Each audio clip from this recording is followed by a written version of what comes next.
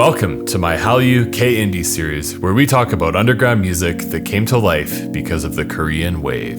If you're watching this video, it's probably because you, like me, have an interest in movies, TV, and music from South Korea. But did you know that there is an academic term that describes the allure that drives you to buy or consume this media? Soft power is a famous term that was created in 1990 by Harvard political scientist Joseph Nye, and it means the perceived power of a country by its image rather than by actual physical force. This idea was conceived as a way for a country to develop its influence held by its symbols, media, and culture. This is one of the most heavily guarded assets in South Korea's arsenal as a cultural exporting force. So if you want to keep learning more about the Hallyu and K-Indie scene in South Korea, make sure that you like, comment, and subscribe to this video. I'm trying to get new videos like this one out every week or two, so lots more to come, lots of record labels and artists to get into pretty soon here. I just want to take a couple episodes at the beginning to sort of lay a foundation and talk about some history, so let's get to it. One of the things that Joseph Nye stressed is that soft power is all about getting another party to want what you want. This is easier said than done, however, and something that the South Korean government is still figuring out as it transitions from a focus on national branding to a deeper soft power strategy.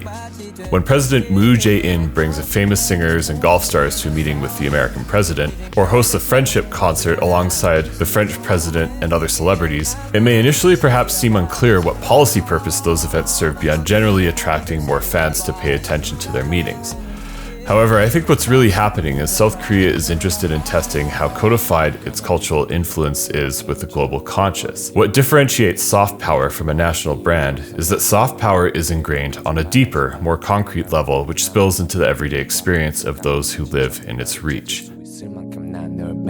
네 옆에 있는 새끼가 하식스라면 난 레드불 날아 넌 나의 날개 I can't wait for you 기다릴 수 있어 언젠간 다시 돌아와줘 내게 네 표정만 봐도 알 수 있어 가슴이 찢어져 넌 미련 없지 내게 동방신기는 아니지만 알 수 있다면 So if that's soft power, then hard power refers to military power or economic power. An example of soft power is the allure driving consumers to buy, for example, American jeans, iPhones, Marlboro cigarettes, Coca-Cola sodas, and Hollywood movies.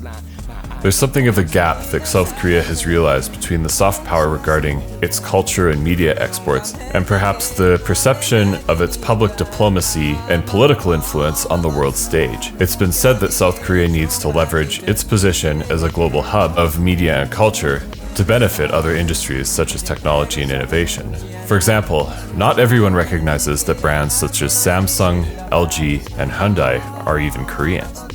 The search for soft power originates from the removal of the 50-year ban on the exchange of popular culture between Korea and Japan. When this ban was partially lifted, it added to the rise of Korean popular culture. Stakeholders in the entertainment industry quickly realized that achieving some sort of reputation behind their media would be useful for selling it to the rest of Asia. And that's what happened. Hallyu first reached China and then Japan shortly before the turn of the century, followed shortly by South Asia and today many countries around the world, especially in the West. After signing a joint declaration with Prime Minister Keizo Ibuchi to advance bilateral relations during a visit to Tokyo, South Korean President Kim Dae-jung promised a gradual lifting of the ban that had been imposed since Japanese colonial rule over the Korean peninsula had ended in 1945. Lifting the ban will be a stimulus to society and will further help to develop South Korean culture. South Korea imposed the ban out of anger over Japan's harsh colonial rule, which started in 1910. Under Japanese rule, almost all vestiges of Korean culture were suppressed. Students were forced to learn Japanese. Japanese Empire. Here in the new palace, amid the regal splendor of a departed era, the former king of Korea lives on the bounty of his Japanese masters. The streets of Seoul illustrates how thoroughly the Japanese are assimilating Korea. In the joint declaration, Obuchi issued the first direct Japanese government apology for the colonial rule. The removal of the ban could provide a windfall for Japanese record companies, however. It's interesting to note that around this time, Japanese pop artists would ship their master tapes to South Korea, where local studios would produce South Korean localizations of J-pop hits. In fact, due to the shift in legislation, stakeholders in the Japanese music industry were concerned about effects this might have on their market. Japanese record companies were also worried about hanging on to their own soft power. which they had slowly built throughout Asia over the past few decades as their own cultural exportation began to grow. The price for a CD from a foreign artist in South Korea would typically sell for about $11, while the price for a CD for a Japanese artist in Japan is usually about $23. Industry officials were afraid that merchants will purchase CDs from Japanese artists in South Korea and resell them in Japan, undercutting retailers, or exploit other aspects the growing South Korean market might create. Japanese TV programming is also expected to find a new export market in South Korea. Networks such as Fuji TV, TBS, and Nippon TV have already found receptive markets for Japanese programming in places such as Taiwan, Hong Kong, and China. South Korea would act fast to take advantage of this shift and began sending delegates abroad to promote television programs and cultural content. I think something that is important to keep in mind when considering the Hallyu, its history, and the search for soft power is the study of Orientalism, which is the study into the varying lenses through which people in the West view Asian cultures and ways of thinking. This is an interesting and important aspect to consider as we observe how other cultures began to consume and interact with their media. During the Renaissance or early modern period, the West not only took control of the East by military force, but also created a new conception of the Eastern world, including the Middle East and Asia. This is the basis of famous sociologist Edward Said in his 1978 writings on Orientalism. Throughout the entire history of imperialism for about 4 or 5 centuries, the West was sort of seen as the scientifically and religiously based standard through which the rest of the world was compared, where the East was something that the former recognized as the strange deviation from the norm set from within. As a result, the West sort of took it upon themselves to set this implacable standard of civilization and modernity. This may have brought forth a sort of perspective where the East was this wild unknown, and we perceived their cultural development as perhaps something that needed to borrow or steal from Western standards in hope to catch up those that were set by them. Some people say that history in the Far East can be viewed as a forced imitation of Western civilization, with this huge focus on everything being a link to Western culture. Therefore, it's interesting to note that after gaining economic power through compressed modernization, economically influenced forces are eager to become the real agents of their cultural activities in order to enjoy something of an individualized popular culture of East Asia in a modern era. I think it's important that we take note of how some of these countries flourish and embrace a unique voice in their modern cultural exports. Building on this, something to consider is the notion of culture as your operating system.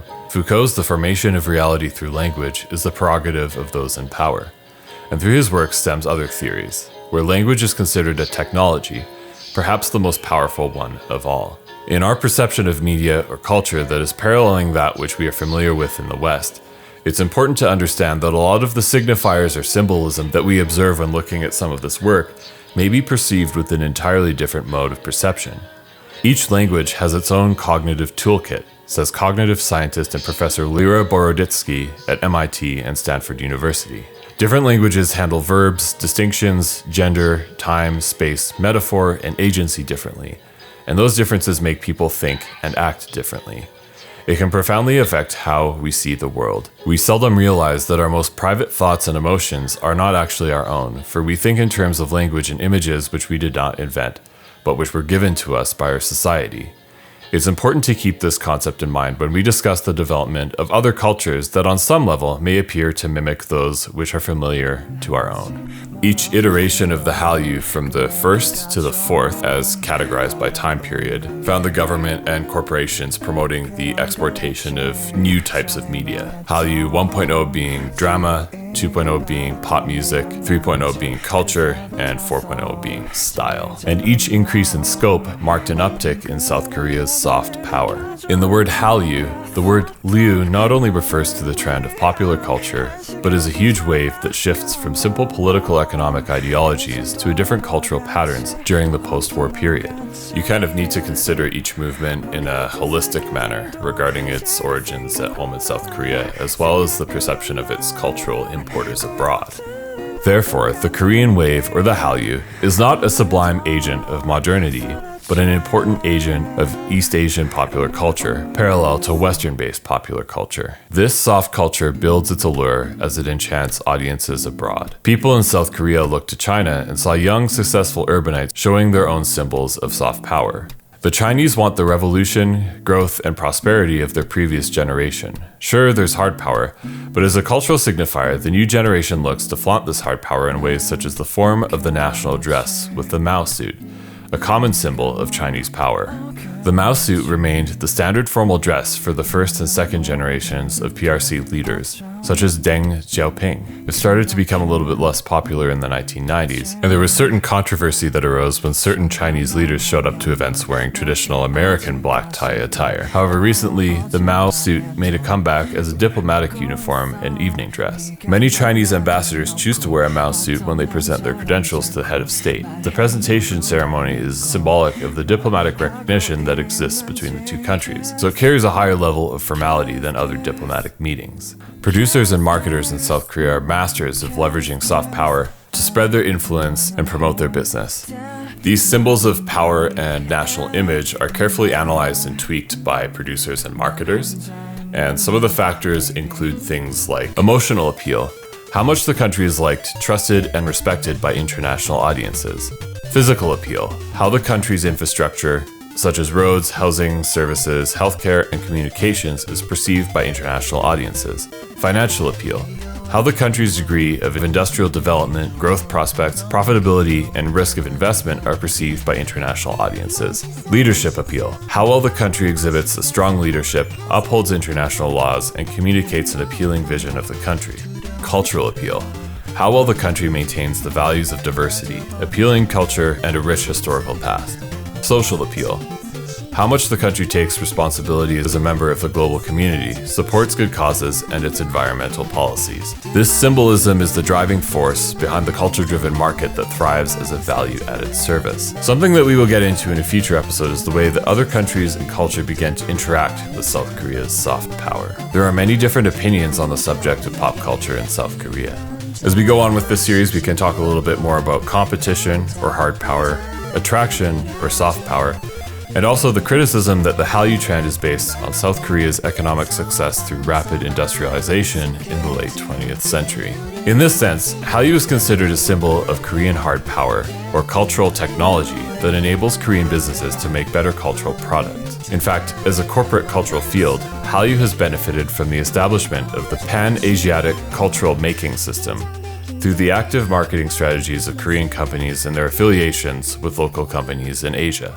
Strictly speaking, in that sense, Hallyu isn't a cultural phenomenon, but an economic or an industrial one. In a country with such rich and beautiful history as South Korea, you can imagine how some of this rapid growth might be met with varying levels of criticism. I think that's where I'll stop for today. I just wanted to do my due diligence and kind of talk about those two subjects before moving on to a little bit more history. I'm interested in hearing a little bit more feedback on like things that you guys want to hear about. Maybe there's certain artists or labels. Drop me a comment. Let me know what you would like to have discussed on the show, and I will do my best to incorporate that into future episodes. I also want to just spread a little bit of hype about my Japanese jazz fusion video. The motion graphics are well underway. The script is finished. The video is going to look amazing.